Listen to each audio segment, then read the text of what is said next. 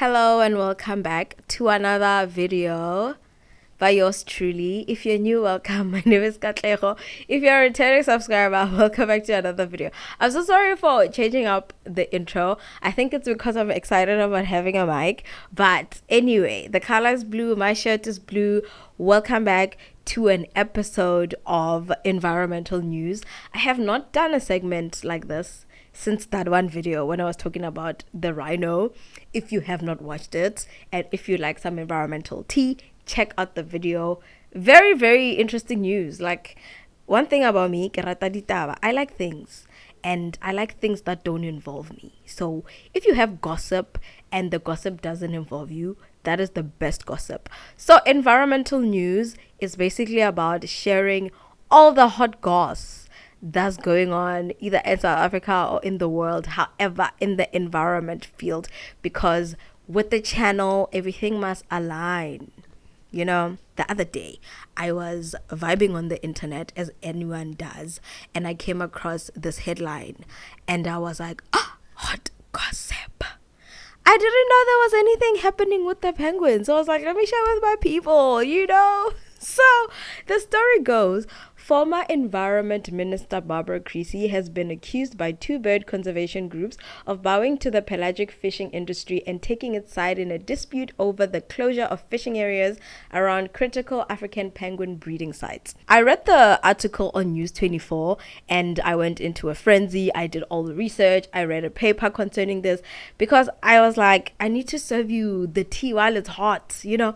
So the African penguin, also known as the jackass penguin, due to its donkey-like bray, is a species native to the southern African coast. It primarily inhabits island and coastal areas in South Africa and Namibia. African penguins are currently listed as endangered due to threats such as habitat loss, oil spills, and overfishing, which reduces their food supply. Their population has drastically declined over the past century, with less than 20% of their early 20th century numbers remaining today. So the research that I did, the paper is titled Commercial Fishing No-Take Zones for African Penguins Minimize Fishery Losses at the Expense of Conservation Gains. And the paper is by Ines et al. 2024. It was recently published, actually, and this paper explores the tension between fisheries management and conservation efforts, particularly in relation to African penguins in South Africa,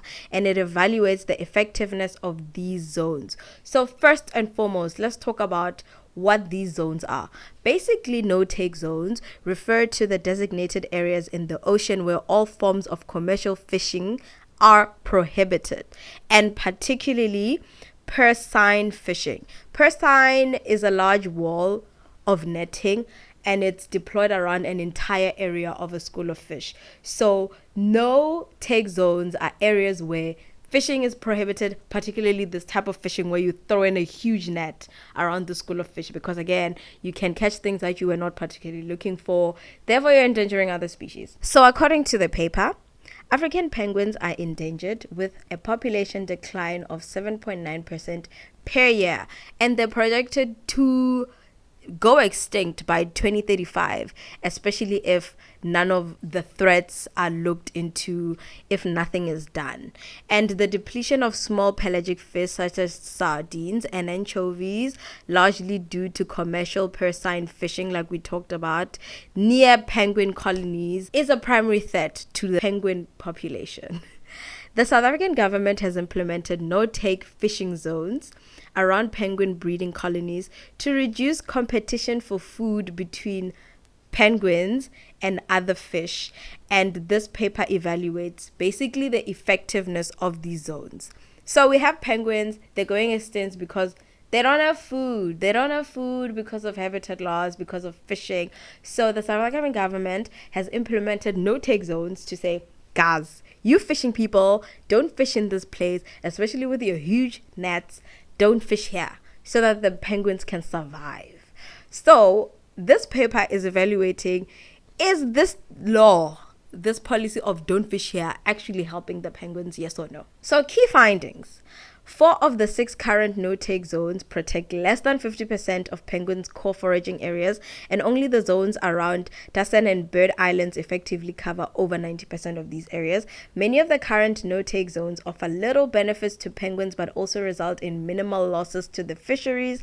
An alternative no-take zones design proposed in the paper offer a better balance, providing more protection for penguins while minimizing the impact on fisheries. If you are interested in reading this paper, I'll put it in the link. I'll put the link down below so you can go. I'll put the link also to all of the research that I've done. So to know a little bit more about no-take zones, they prevent overfishing, they improve prey availability for penguins, and they create a balanced approach between conservation efforts and the fishing industry's needs, attempting to protect biodiversity while minimizing economic losses to fisheries. Research out of the way. Let's get into the news. What is happening? How do I end up finding a research about the penguins? Because let's be real, just because a paper was published about penguins doesn't mean it will end up in the news. How many times is a research paper published and it ends up in the news? So here's a summary of the story, how I ended up in this situation.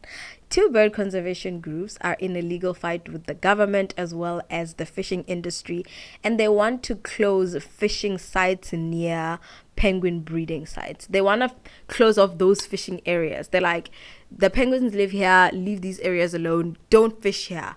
We need to make sure that the penguins survive. OBS, you know?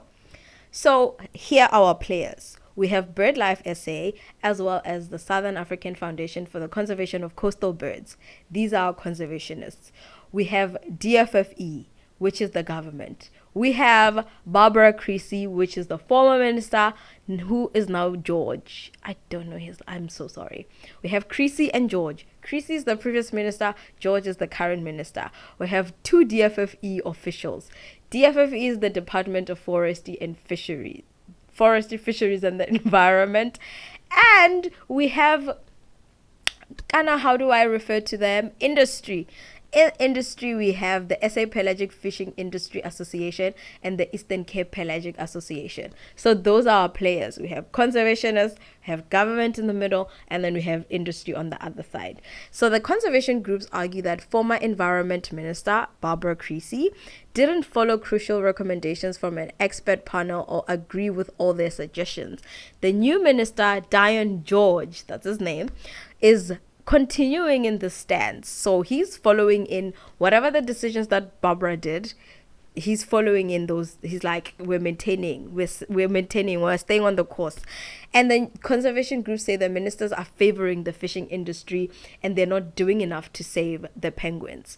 We're saying, guys, the penguins are gonna go extinct by 2035. Y'all are not listening to us. But then again, when does government listen to conservationists? Story for another day. So according to the article I read, the applicants claim that Creasy sided with the fishing industry respondents and is based on a letter she sent to the chairperson on the SA Pelagic Fishing Industry Association, Mike Copeland, on 24 Jan, in which she thanked him for accepting her proposal on continuing with the interim closed fishing areas while additional science was being undertaken. So according to conservationists, Barbara Creasy, former minister, wrote a letter to fishing industry, and I was like, hey guys, so thank you for agreeing with us with these zones, and we're still doing some research, so thank you for cooperating.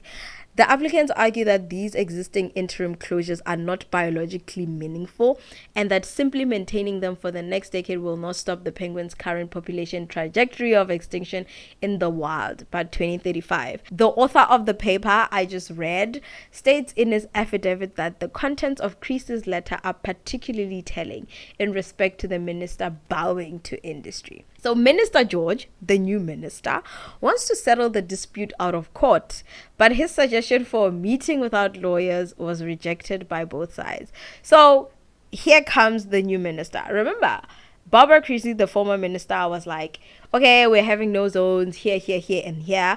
However, according to conservationists, she made these decisions and agreed with the industry, fishing industry on setting these zones without waiting for like proper research to be done, without taking expert advice into consideration. So they're saying she's favoring industry.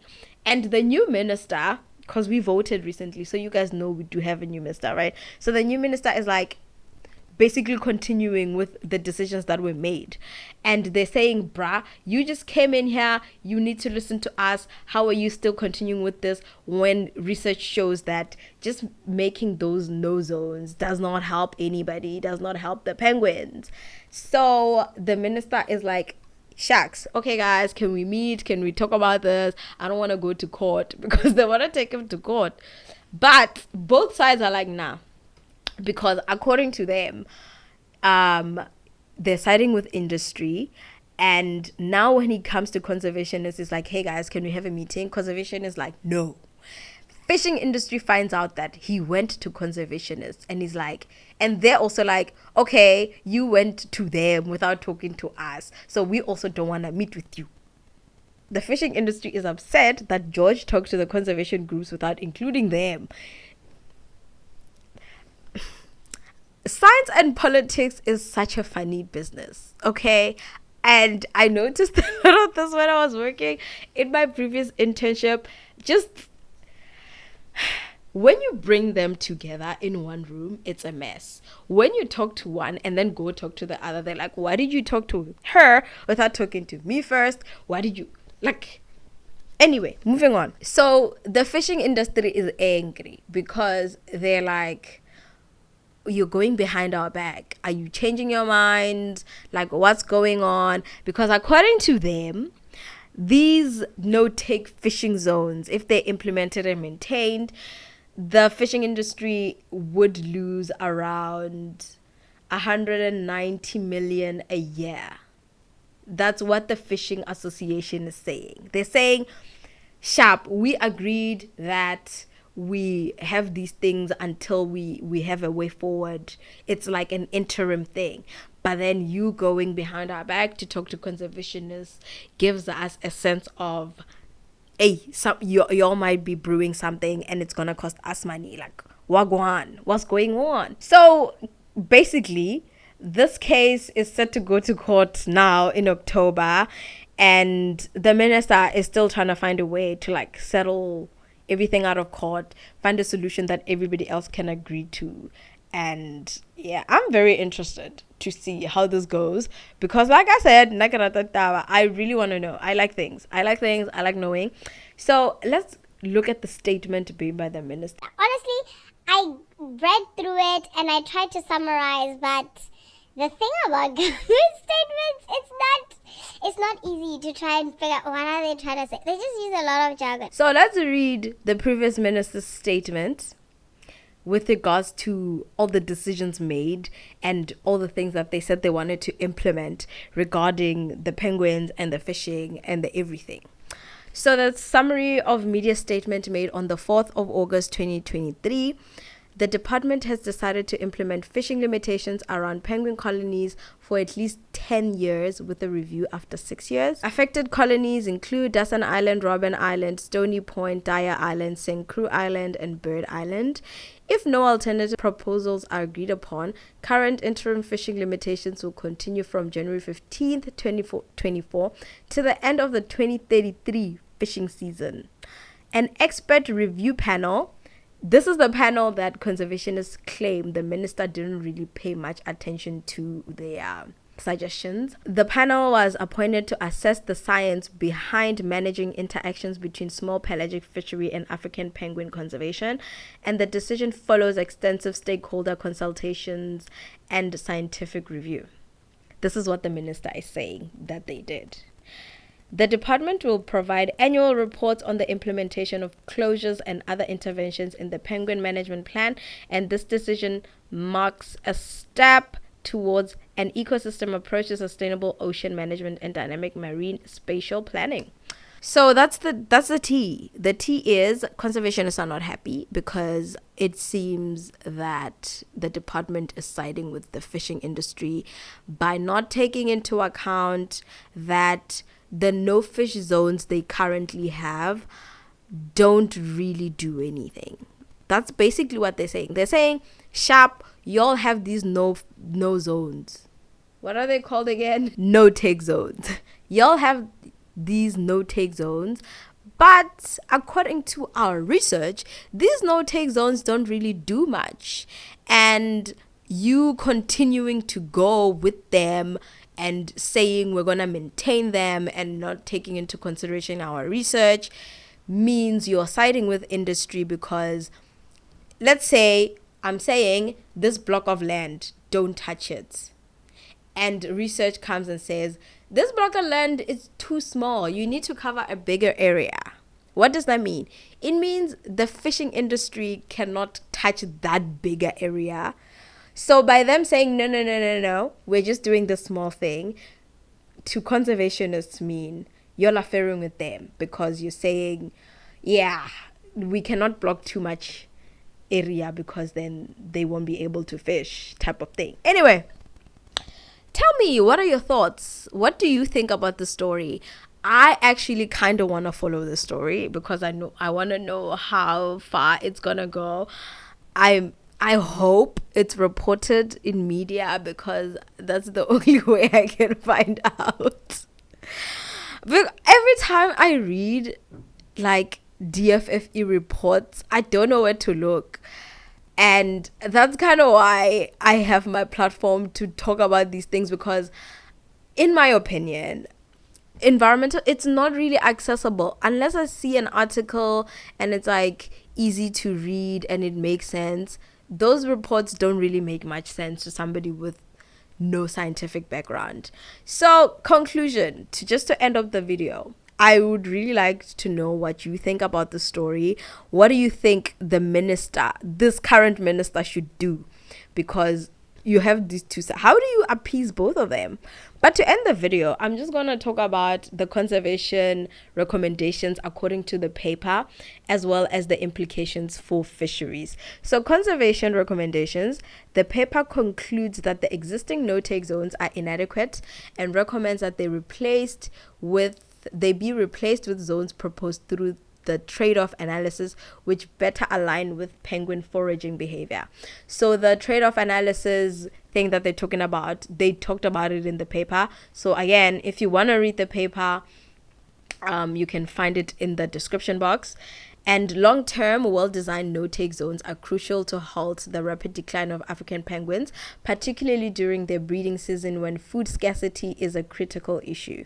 The implication for fisheries, this paper acknowledges that while some catch losses for fisheries are inevitable, the estimated economic impact is often overstated. So they're saying, the fishing industry, when they're saying they're going to lose like 149 billion, whatever, but exaggerator, it's not going to be that much. And the suggested no-take zones will still allow for sustainable fishing practices, aiming to reduce the conflict between conservation and commercial interests. So let me know, what do you think? And what else would you like to talk about over a cup of tea? Next time I should have a cup of tea in these episodes. I hope to make more of these because I really like izindaba zabantu, in this case environment news, and I hope you guys enjoyed this video. I would love to know your thoughts in the comment section. What do you think of the mic? Do you like the mic? It has a stand, so on days when I'm not sitting on the couch and relaxing, it will be on the stand. So yeah, I will see you guys in the next video. I hope you enjoyed this one. Give it a like, subscribe, comment down below what you think. I will see you guys in the next one. This coming, which day? Wednesday. There should be another video on Wednesday or Thursday. We will see.